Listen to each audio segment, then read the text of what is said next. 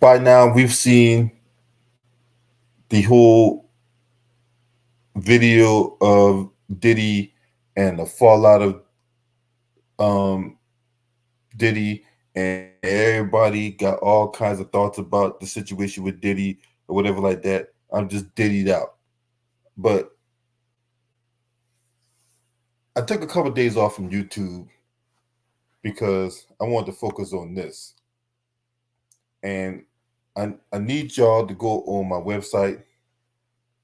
Um, I'm competing for a chance to win $25,000. Um, there's the link down below. I'm gonna put the link in the description when the stream is over with, so that way you can, support your favorite chef, me, this guy, right? I'm really trying to push through. We still got like a week and a half left in voting. So if you have not voted, support your man.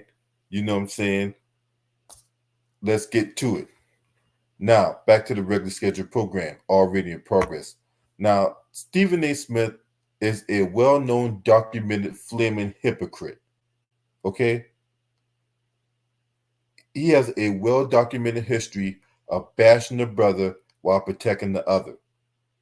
Well-documented history, whether it been by Kyrie Irving, and I wanted to do, and I should have done a video about him leaving the interview with Kyrie Irving after the Dallas Mavericks eliminated the top seeded OKC Thunder in the second round in the NBA playoffs. But I'll get back to that. But anyway, on Stephen A. Smith's show, Stephen A. Smith was running his mouth about Diddy, and he would, be extra with it, being very, very extra with it.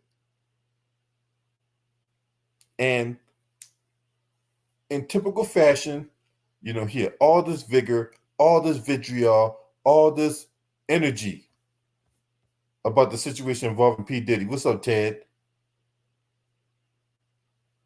Had all this, frustration towards the Diddy situation.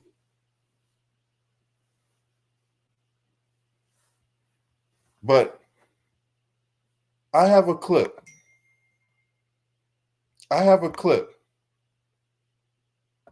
Of how he operated when it came to the situation involving Dana White. Because Dana White was on live camera beating his wife for the whole world to see. Right? And this is how Stephen A. Smith operated when it came to the whole situation involving Dana White. DJ, spin that shit. Oh yeah, by the way, fair use. The inordinate amount of times we've had to address subjects like this. We have to maintain consistency in pointing out, you do not put your hands on a woman if you are a man. You do not do it. Dana White knows that. And, all I can say is that, again, he has spoken out against men who put their hands on women before. And whatever punishment you would exact under these circumstances to somebody else is what he should apply to himself. But I love him. I could see him doing something even stricter just because he's the leader, and he's the leader of men. So just to your point, not just what's enacted to a fighter, but maybe a little stiffer because he's the head. I just want to say a couple of things. They talked about being drinking heavily. Yeah. When you're under the influence, not shining moments, often people don't make their best decisions. So in that sense, it's a cautionary tale. Yep. And in terms of it being an isolated incident, I've known Dana since I was 22. I have the utmost respect for him. Yes. And I don't judge people by their worst moment. I agree with you on that punishment part. Now, first of all, that whole notion that y'all don't judge people at their worst moments, that's a goddamn lie. Because when it comes to black folks, right? And Molly Karen had all this vitriol, had all this energy for Deshaun Watson, right? When all those women came out and basically lied on Deshaun Watson's name, Molly Karen was one of the ones on the forefront. Had all that pent up frustration and energy for Deshaun Watson. Talk about we don't judge him in the Lord's more. The fuck out of here, you fucking liars. Anyway, God dang on Stephen A. Smith, you see how he treated that situation with Dana White involved with kid gloves, right? And there's levels. You know what? I got time. I'm going to expose these levels of why Stephen A. Smith treated that situation with Dana White with kid gloves, right? One, at the time, the UFC was in negotiations with ESPN for the rights to air MMA content on the platform. And Stephen A. Smith couldn't say anything that was going to possibly tarnish the relationship between UFC and ESPN. That's for one. That's the first thing that was in play here. See, not a lot of people are going to talk about that. I'm going to give you the analysis that nobody will. At the time, ESPN and UFC was in negotiations to air content for the UFC. So you couldn't bash Dana White and expect Dana White to then turn around and do business with ESPN. That's for one. That's for two. For two, Stephen A. Smith and Mark Shapiro, who works for Endeavor, have a close working relationship. So is Dana White. They all work for Ari Emanuel, who then works for Endeavor. So Stephen A. Smith is not going to make any disparaging comments towards Dana White, who then works for Ari Emanuel, who then works for Endeavor. That's Stephen A. Smith's agent.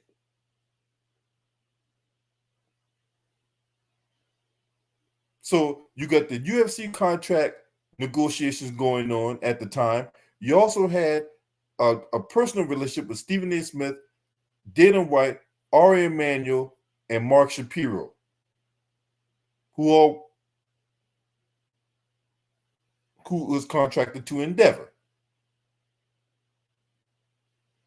So when you factor that all in with the situation with Dana White, of course Stephen A. Smith is not going to come at Dana White with the vitriol and he's going to and the vigor and the same pent up frustrating energy that he does with a black guy or a black woman.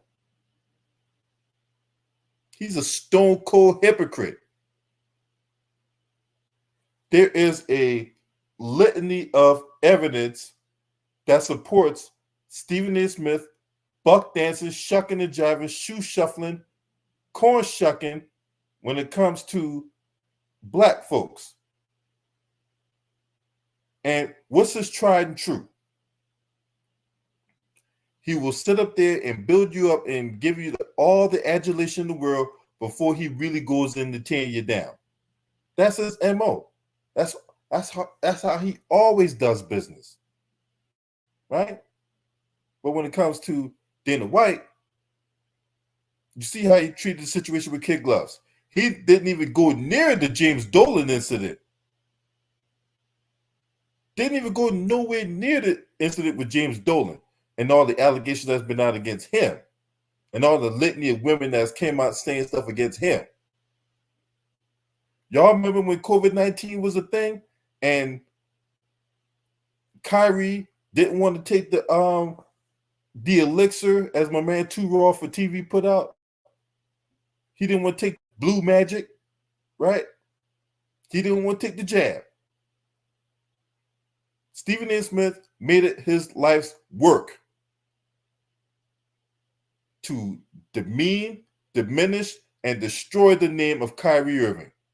Despite the fact that Kyrie Irving was donating $323,000 on his birthday, despite the fact that Kyrie Irving was fronting his own money to make sure the WNBA players got paid, despite all the philanthropy that Kyrie Irving has done, Stephen A. Smith made it his life's work to destroy Kyrie Irving. All because Kyrie Irving honestly didn't want to take the jab. Meanwhile, Aaron Rodgers blatantly lied about taking the jab, and Stephen A. Smith treated that situation with kid gloves. Stephen A. Smith, had this look like he lost his dog or something. These are facts. This is nothing I made up. I'm going right off the top of the dome in the history of this blatant hypocrite you see on the screen right here. I see y'all in the building. Good to see y'all. Everybody that's tuning in, hit that like button. Hit the like button. And if you're not a subscriber to this channel, support the channel. And I need everyone to go on this website, faithchef.com, 24/Leland-Bryant, and vote for me in my endeavor to win $25,000. Now, back to the regularly scheduled program already in progress. Now, this man somehow is going to be the voice of the black streets. We don't trust you. You know why we don't trust a guy like Stephen A. Smith? Because he reminds me of this character of Batman called Two-Face. Two-Face.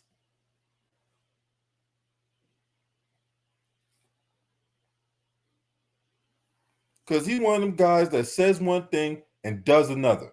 He bashes you and talk about holding you accountable, but he don't got that same energy for the other side. And it's disgusting. It's being dishonorable. He's being disingenuous.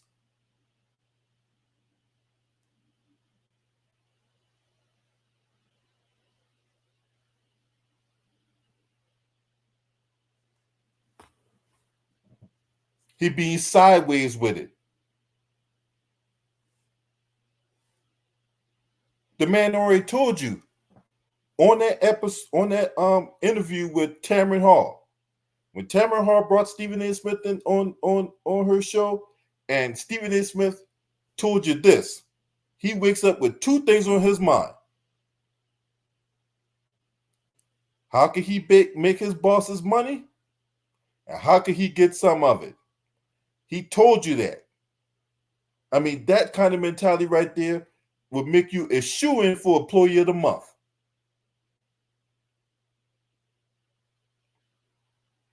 And that's how he operates. And he wants you to operate like him. There's a lot of dudes out there that won't go nowhere near these issues. I'm willing to go through those issues. You know why? Because I'm not one to sit up here and have double standards. That's why my channel is what it is. My channel ain't blown up yet because I'm not one to soft shoe and toe the line. This man will sit up here and have you believe that he will push the line instead of the actual truth is that this man here toes the line.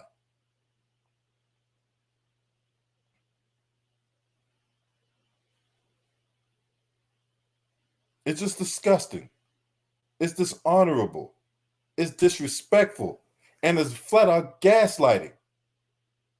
You're going to do this bullshit in our faces and try to make us look like we're crazy, like we don't know what we're talking about.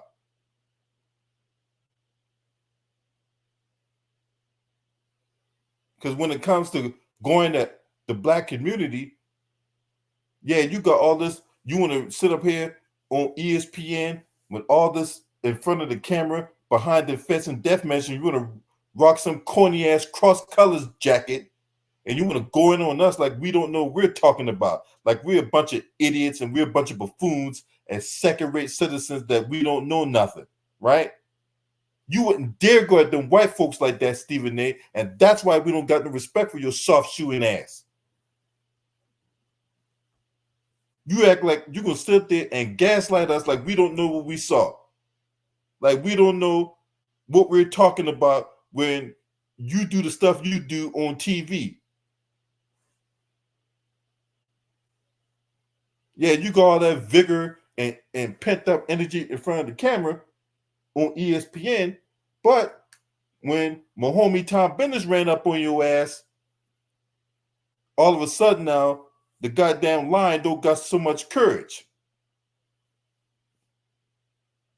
Now explain that shit. All of a sudden now when the cameras get ran up on you, asking you but your stupid ass, corny ass bullshit, then all of a sudden now you don't do the camera. You don't do cameras, and the lion don't got so much courage. You ain't beating your chest, going around these streets here acting like you the big bad motherfucking wolf. The fuck is this bullshit? Anyway, so you should not be surprised.